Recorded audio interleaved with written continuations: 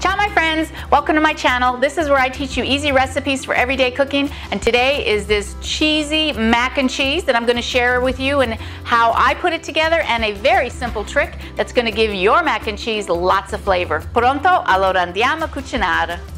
To start, I have a saute pan with a high side. I'm just going to make my cheese sauce in here, but to start we need to make a roux. So I've got 3 tablespoons of butter and equal parts of flour. I just want to cook up a little bit to get rid of that flour taste. So just give it about a minute or two.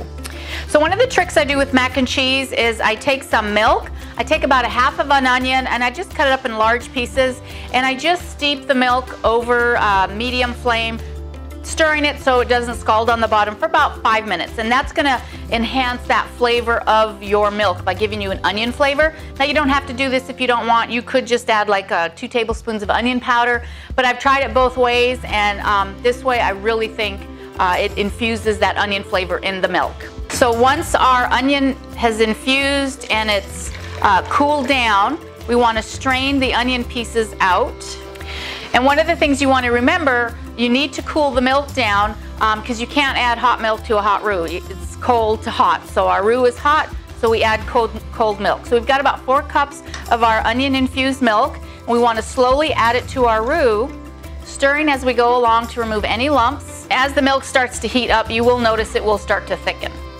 All right, now that our milk is thickened a little bit, we're going to add our cheeses, and it's really important when you add your cheeses that you pick the right kind of cheeses to add for your mac and cheese. You want a cheese that's going to melt really well.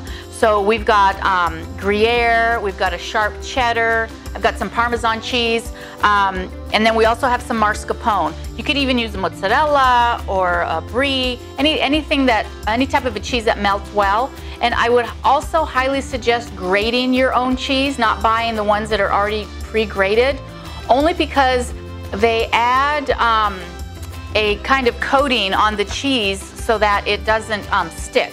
And you don't want that to affect your mac and cheese also, because you really don't know what those products are that they're using. So if you can hand grate, that would be the best. The other wonderful thing about mac and cheese and using cheeses, if you are going to be making a cheese board, you know, right now it's holiday time, a lot of people are going to start doing cheese boards. If you can think of cheeses that are soft and melt well, then if you have any of those leftover cheeses, you can add them to your mac and cheese to make a really creamy mac and cheese. All right, and now I'm going to add some mascarpone in there. And you just want to stir this until all your cheeses are melted. Then at this point, you will want to season for salt and pepper. You don't want to do it before because sometimes some of these cheeses do have salt, so you don't want to over salt, so I would salt after. So I've cooked up some elbow macaroni that's traditional for mac and cheese. I always try to reserve some of the pasta water, because if your sauce is too thick or you need to thin it out, the pasta water is a good thing to add because of the starch in here. Now we're just going to add our cooked pasta and just give this all a nice stir. Oh, this looks so good, so cheesy and so creamy. And just like that, our mac and cheese is ready to serve. I hope you give this creamy mac and cheese a try. The recipe is listed below as usual. And until next time, ciao, ci vediamo dopo.